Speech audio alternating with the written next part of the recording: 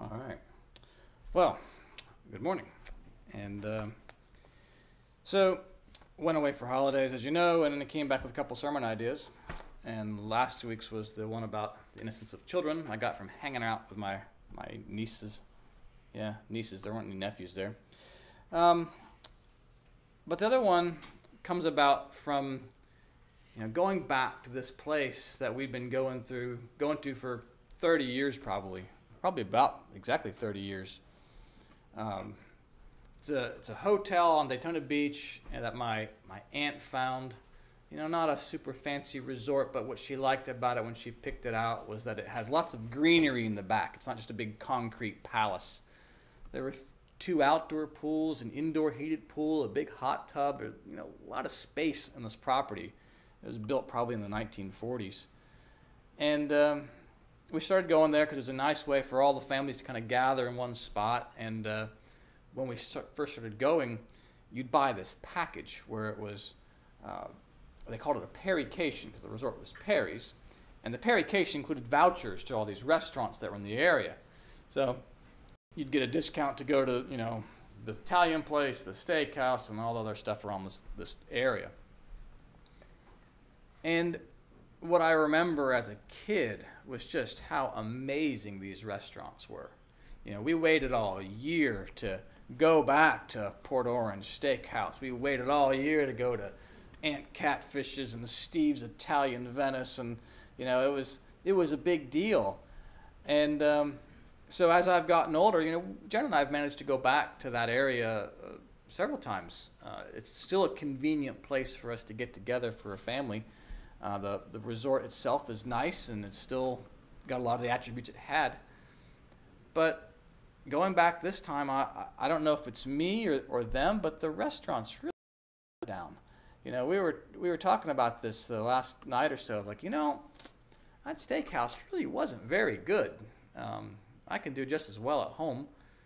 And Aunt Cathy, well, that was okay, but kind of expensive for what it was, and there was a lot of food letdowns, I guess, is what it comes down to. Now the fast food was still amazing, because it's the U.S. and that doesn't change, but the kind of innocent stuff was just, I kind of wonder if it was me or them, maybe a little bit of both.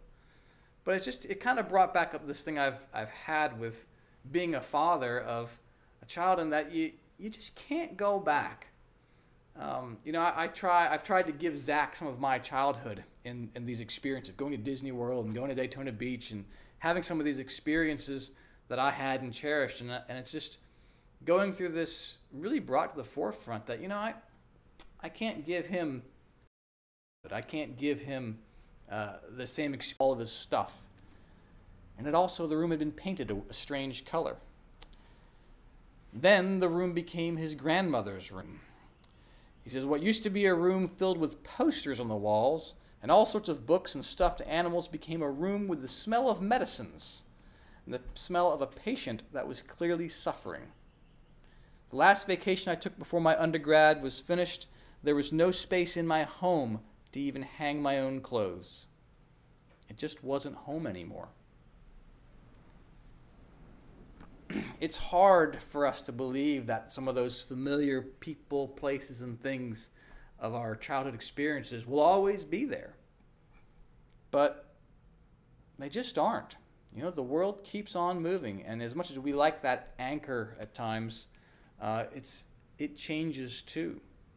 And one day we grow up and we realize the inevitable that, the world keeps spinning, and that home is never the same. Even if you stay there, it's not really the same because things change there too. But when you leave and you go back, the difference is more stark. So all this kind of had me thinking about, all the places in the Bible where you can't go back. There are a lot of times. I mean, the big one is going to Egypt. Can't go back to Egypt, right? They spend 400 years there. Some people probably had some nice memories of the place. And the Lord says, don't go back. This is what he says in Deuteronomy chapter 17, all right? This is Moses. They're getting ready to kind of go into the Holy Land, and Moses is giving this long list of reminders. Hey, remember everything we've been through to get here. And by the way, hear this too. When you enter the land the Lord your God is giving you, and have taken possession of it and settled in it, and you say, let us set a king over us like all the nations around us. We've heard that theme before, like being like everybody else. Be sure to appoint over you a king the Lord your God chooses. He must be from among your fellow Israelites. Do not place a foreigner over you, one who is not an Israelite. The king, moreover, must not acquire a great number of horses for himself, or make the people return to Egypt to get any more of them. For the Lord has told you, you are not to go back that way again. Don't go back. It's an interesting quote because that's really the first time in the Old Testament the Lord is telling them not to go back. And the way it's phrased has raised kind of the antenna of some Jewish scholars because they're like, well, wait a second. It's phrased here as if this is kind of already known that they shouldn't go back. But it's the first time the Lord says not to go back. And so there's a number of Jewish scholars have delved into this thing to see, well, what does this mean? Does this mean we're not supposed to go back behaviorally? Or does this mean we're literally not supposed to go to Egypt? And this was a big deal because apparently in the 3rd century, the Egyptian city of Alexandria was on the rise. And there was a large Jewish population living there. Not only were they large, but they were so immersed into the Hellenistic culture, the Greek culture of the time in Alexandria, that they were regarded as Greeks. Everybody else, like the native Egyptians that were there, they were below them. They were the slaves. They were the conquered people. But the Jews were these Hellenistic Jewish Greek people living in Alexandria. And so there was this Jewish prophet, if you will, or doomsayer, who was going around saying, the Lord says you shouldn't live in Egypt. And he did all this work saying, and you certainly shouldn't live in Alexandria. That's, the Torah clearly says, don't live there. And he is on about it and on about it and on about it. Don't go living in Egypt, literally. More of the modern scholars do take the approach that this is really about don't live there behaviorally. Because in Deuteronomy 28, we kind of get an idea of what that is. 11 chapters later, the Lord says all these good things will happen if you do what I say, and then here's the start of the list of the bad things that will happen if you don't do what I say. If you don't do what I say, then the Lord will scatter you among all the nations, from one end of the earth to the other. There you will worship other gods, gods of wood and stone, which neither you nor your ancestors have known. Among those nations you will find no repose, no resting place for the sole of your foot. There the Lord will give you an anxious mind, eyes weary with longing, and a despairing heart. You will live in constant suspense, filled with dread both day and night, never sure of your life. In the morning you will say, if it were only evening, and in the evening, if it were only morning, because of the terror that will fill your hearts and the sights that your eyes will see.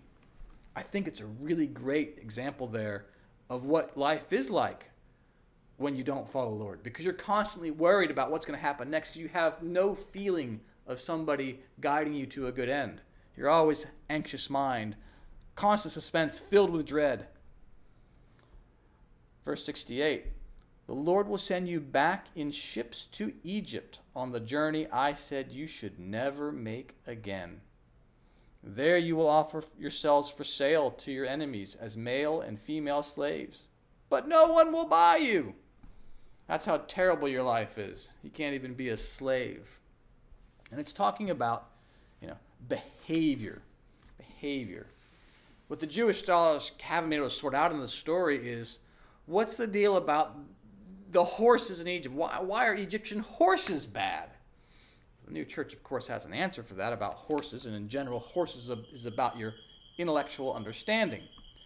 So Apocalypse Explained says, this signifies, only let no one from being a spiritual man become a natural, and lead himself and trust in what is his proprium instead of in the Lord. That is, let not the truths of the spiritual man serve the natural, instead of the scientific knowledges of the natural man serving the spiritual. For this latter is according to order, but the former is contrary to order. So, acquiring your knowledge from the Lord is fine, but don't go back to Egypt, a materialistic life, and get your horses, your understanding, from them. And don't send your people from Israel to go back and have your king acquire a lot of horses, and don't have them certainly come from Egypt. So when he's setting up about the king, he's trying to say, let your understanding come from the Lord, not from yourself. That's what these prohibitions about going back are. Don't go back, to being a materialistic person. I've just pulled you out of a materialistic life. Don't give up your spiritual life and go back to that. It's an example of what it is about in the Bible of not going back to things. There are other examples of not going back.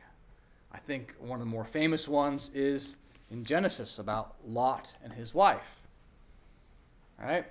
We have the two angels that come along and tell Lot, get out of here. They've been assaulted, and the angels are saying, get out of here. And Lot's not moving as quickly as the angels are saying, to the point where the angels actually have to grab Lot and his family by the hands and pull them out. Let's go now. The angels say, this is Genesis 19, verse 16, I'll start there. When he hesitated, the men grasped his hand and the hands of his wife and his two daughters and led them safely out of the city, for the Lord was merciful to them. And as soon as they had brought them out, one of them said, flee for your lives, don't look back, and don't stop anywhere in the plain. Flee to the mountains, or you will be swept away. Well, mountains are about love and truth. So you're in a place, Sodom and Gomorrah is a place where there's no love, there's no charity. The angel's saying, get out of here. Don't look back to that kind of hedonistic lifestyle you had. Don't look back to that. Flee and go right to those mountains. I'll skip down to verse 23. By the time Lot reached Zoar, the sun had risen over the land, and the Lord rained down burning sulfur on Sodom and Gomorrah from the Lord out of heavens. Then he overthrew those cities and the entire plain, destroying all those living in the cities, and also the vegetation in the land. But Lot's wife, she looked back, and she became a pillar of salt. One of the interesting bits about this, about her being a pillar, is apparently in the original language, the word pillar here has a meaning of standing still. And I think about that in this terms of life of, what's life? It's constantly moving. You're constantly being pushed forward. You got to change jobs, change houses, change friends. You're always changing things. And standing still is basically death for anything. Right? You have standing water that doesn't move. What grows in that? Death, mosquitoes, right? You have standing soil. You can have moss and stuff growing in that. So when she becomes a pillar, I just think, okay, this is about her standing still and not moving forward with her life. Her being a pillar of salt in this story in particular is about her not wanting to move into a life of doing goodness. This whole story is a representation of leaving a life of hedonistic and I'm right kind of life behind. The wife, who goes unnamed, she liked the idea of being right more than the idea of being a good person. That was essentially her fatal flaw, and that's why she looked back, because she cared more about the doctrine than about actually being good. So don't go back. Don't go back. And then we had the story this morning with the kids of Adam and Eve. You know, the innocence is lost. The eyes are opened. Adam and Eve eat the fruit. And this, these first two examples of not going back, these were the Lord saying, don't go back. Versus this one was, you can't go back. You cannot go back. And it's a difference. Because in these ones, you actually, you could, Lot's wife tried to go back, and, some Israelites could have. Don't do it, but you can.